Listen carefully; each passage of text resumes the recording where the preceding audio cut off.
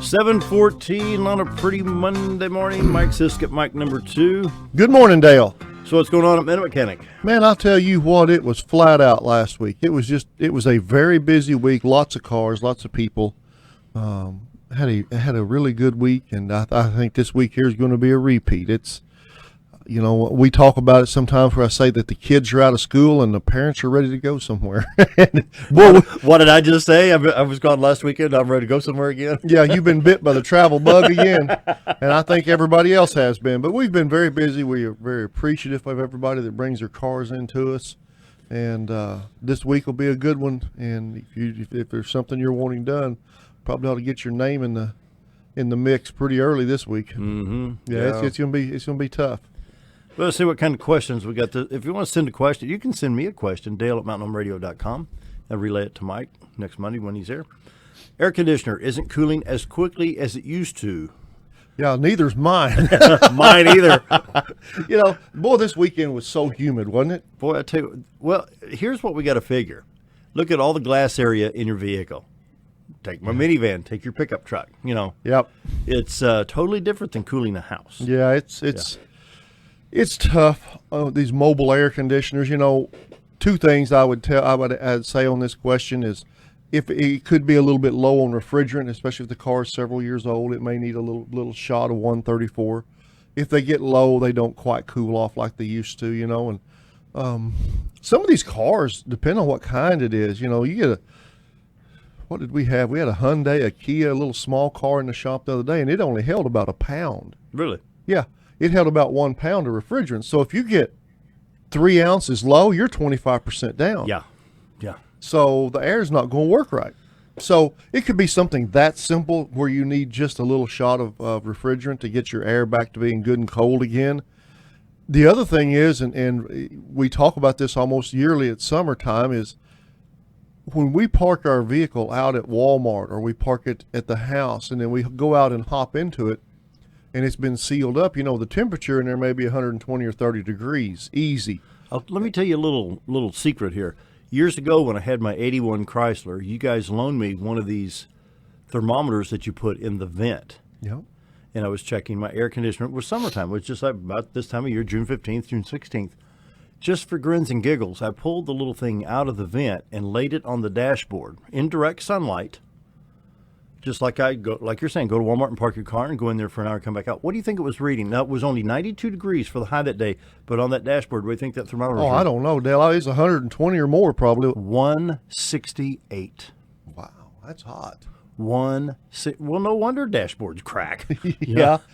And no wonder your windshield wipers get stuck to the glass. Can you imagine a dog or a deteriorates. child being in that car for 168? I was parked right in direct sunlight for an hour. Well, and that's part of it. That's where I was headed with all that stuff. You know, when your vehicle sits outside in the sun and it's 90 plus degrees, when you hop in it, man, the heat inside that car is oppressive. It's tough. Well, we flip our air conditioner on, and sometimes we may have slightly unrealistic expectations of what that air can do. And it won't cool one very quickly. What I tell people to do is this: roll your windows down, turn that air on, and bring in the outside air so you're not trying to cool off that superheated air that's inside your vehicle. Roll the windows down for just a short distance and get that hot air out of the vehicle. 95 is cooler than 150. Yeah, get it out of the car, roll your windows up, and then get the air running. And when it gets going good, then put it over on recirculate. And the other thing you got to remember about how hot that car is everything on that interior is hot. The dash, the seats, the steering wheel, the roof, everything in that car is hot. So it takes a little bit to cool all that stuff down too, you know. It does. And, you know, that's like walking into a cold building in the winter where the heat's been off, say, all weekend long. Oh, yeah. Everything in there's cold. Good point. It takes a little while to warm it up. Well, the opposite is true in the summer. You know, when everything is just blistering hot inside that car, it doesn't cool off in a heartbeat. Nope. It didn't get hot in a heartbeat, and it don't cool off in a heartbeat. Yeah, in retrospect here, 72 degrees as compared to 92 degrees in direct sunlight is totally different. Yes, absolutely. So when you hop in your car and it's ridiculously hot, roll the windows down for just a short distance and get some cooler, fresh air in there and blow that heat out. then roll the windows up and have that air running good, and it will cool it off. It will, you know, the air conditioning in most of these modern vehicles is pretty darned efficient. Yes, it is. From what I see, and it'll cool it off pretty quickly. But it's still not going to be as quick as we want it when you're sitting in the car sweating a little bit. Well, let's talk a little bit about when you said recirculate in fresh air. Use my vehicle as an example. Okay, I turn my AC on. Now, I've got the advantage if I can set the temperature that I want it to regulate. So if I want it 72, 73, 74 degrees, set that, or I can set it to low. Okay, so I got it set to low. When I was in Nashville, coming back through Kentucky and all that through Illinois, I wanted it pretty frigid because of like 95 degrees across the wide open plains out there. Now, you've got the option to recirculate the air that's within the cabin, and that's that little loopy arrow. But if you don't have that on, then you're pulling the outside air in. Right. My owner's manual from Chrysler recommends that I do that probably 80% of the time. Once you get it regulated, then go to recirculate. See what I'm saying? Like, had I parked at Walmart for 2 hours, come back out and say it's 135 degrees in the vehicle. Well, all it's going to do is try to cool that inside air. Take it off of recirculate, go back to fresh air. Yes, it's still 95 degrees outside, but like I say, that's 40 degrees cooler. So it's going to help that air conditioner cool the 95 degree air faster than trying to get it down from 135 in the cabin down to 95 degrees outside. Right. You look on the controls on most of these cars anymore, and I had a lady tell me the other day, what does this C mean? It's got the little arrow that looks, and she and it does look like a C. She goes, what does the C mean? And I said, well, that's recirculating. And that's right. You know, you can pull air in from the outside and cool it off better than you can try to cool that really hot air that's trapped inside your car. So for that first few minutes, let's put that thing, let's bring the air in from the outside.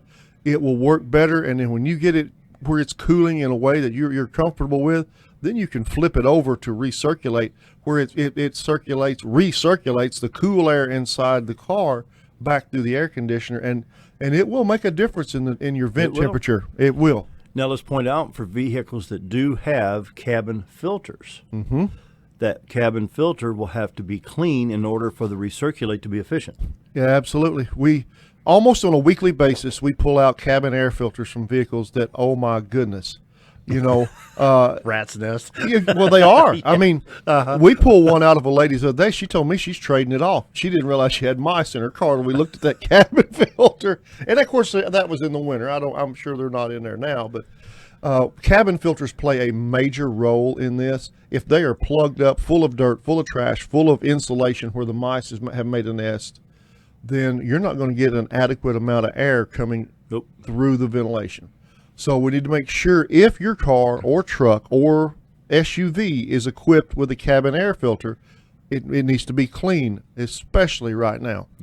And not every vehicle is equipped with a cabin air filter, but the numbers are increasing. And there's the majority, I guess, of new cars have a cabin filter. That's a good thing. And they're located in different places. The majority of them will be behind the glove box, over the top of your blower motor. And if you've not had one checked, if you don't remember when it was checked or changed, it's a great idea to do that. Next question: extended oil change intervals. Yes, we talk about those from time to time, where sometimes people will tell you, the manufacturers will tell you about extending oil change intervals. Man, some of them are high. I mean, some of these intervals with regular petroleum oil, when you see them 7,500, 8,000 miles with standard oils, to me, and I may be old school and I may very well be wrong, this is just my opinion on things, I think that's too much. I think you can run 4,000 or 5,000 miles pretty easily, fairly easily, on petroleum oils in a modern, good running vehicle. I think that's okay. If you're going to stretch out and try to get into this 7, 8, 10,000 mile oil change, it needs to be a synthetic oil. And these extended drain intervals are the way of the future. And every manufacturer is pushing it. And in time they'll get us all re-educated. Most people still look at the 3,000 to 4,000 miles, something like that, as their oil change interval. A lot of people do. But in time, they will change our way of thinking to where 7,500 and 10,000 miles doesn't seem like all that much. But they've also going to the oils need to change some. You know, the oils we're running right now are great stuff, some of the best it's ever been. And there's some new stuff. I was talking to our Pennzoil guy, and he talks like in the next 5 years, you're going to see some changes in automotive lubricants. They're going to be changing up, and it was a lot over my head. Let's be honest here. Base stocks and this and that. And he said motor oils, they're looking, some of them down the road are going to be clear. It's just, you know how motor oil, most engine oils now look kind of like a honey. Yeah, honey colored. Yeah. Sure. But he said a lot of it's going to be clear and going to be really, really highly refined stuff. And they're pushing these extended oil change intervals. And that's what we're going to be looking at. He said within the next 5 years. So maybe by 2020. Really? Yeah. Interesting. Maybe that's, you know. Interesting. Yeah, it is. And that stuff's changing. You know, we were talking last week up at Minute Mechanic that probably in the last 5 years, the number of oil changes we do where we use synthetic oils, Oh my goodness, went up 100. I ain't gonna say 100. Yeah, it's doubled. Oh yeah, it's more than doubled. Yeah, it's doubled or tripled in the amount of oil changes we do using synthetic oils, Mobil ones, and AMSOIL and stuff like that. I believe so. There's no reason to think that it's not going to continue in that direction with more and more cars coming filled from the factory now with synthetic oils. That is interesting. Yeah. Clear oil. That's, man, he said that is something they're looking at. He said the oil will be, of course, it's not as thin as water. He said it looked like water pouring out of a bottle. That's interesting. That is interesting. Yeah, well, time moves on. It does. It waits for no man. Well, you know, I remember, let's look at the evolution of tires. You know, I remember you go all the way back to the Model T days where you had the 21-inch little bitty, almost a bicycle tire. If I'm not mistaken, some of those little fibers were cotton. Of course, you had to have a tube. It was cotton ply tires. Then you went to rayon. And nylon was real big in your racing cars in the 50s, you know, 4-ply nylon. And then they had fiberglass belted bias ply. That was my dad's favorite. Oh, he swore by Kelly Springfield 2 fiberglass belt polyester tire, you know. Yeah. Now you can't even find those. No, man. You know, the automotive thing, everything, technology is on the fast track. It seems like these days, you know, it's real easy for guys like me to get left behind. A technological caveman, as I've been called. And, but no, the stuff in the automotive industry, yes, absolutely. We're still seeing big changes. And a lot of this comes from racing, from Indy cars to NASCAR. I mean, these guys aren't just saying, hey, this is how we've been doing it for the last 40 years. Every race, they try something new. Yes, there's a lot of manufacturers that test new technology and new theory in their race cars, in their racing programs. Mm-hmm.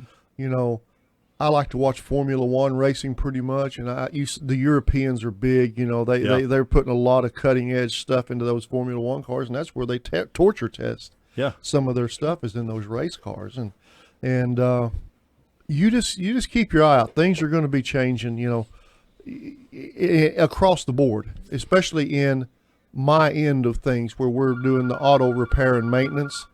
You're going to be seeing some pretty big things coming up. Let me catch this call real quick. Go ahead and get the phone, Dale. Hang on 1 second for me. Stand by. Okay, that's my call coming in at 7:30. All right. That's the Vice President of Government Affairs with Americans for Prosperity. I don't have anybody here to answer the phone right now. Anyway, Minute Mechanics located Highway 201 North across from Salvation Army. 425-3135 is the number. You have all major brands of motor oils available today, basically. Absolutely, we do. And we've got time to get you in and service your vehicle and check it out and make sure you're ready to hit the road to wherever it is you're going. It's a busy time of the year for us, and we love it. But it's just, if you want to get something done, it's probably going to be in your best bet to call ahead just a little bit and let us set you up a time. Give Mike and gang a call. Give them a little time because they're busy this time of year. They're running and gunning, what we used to call. Yeah, absolutely. Yeah. It is running and gunning here lately. We give him a call. He'll be there about 8 o'clock as soon as he finishes here and gets across town. 425-3135. They're located across from Salvation Army on Highway 201 North. They look forward to serving you. Absolutely, guys. We appreciate all the business we've had over the years and look forward to doing more. And that sounds good. Give Mike and the gang a call. Once again, 425-3135. It's time for the news. We'll be right back.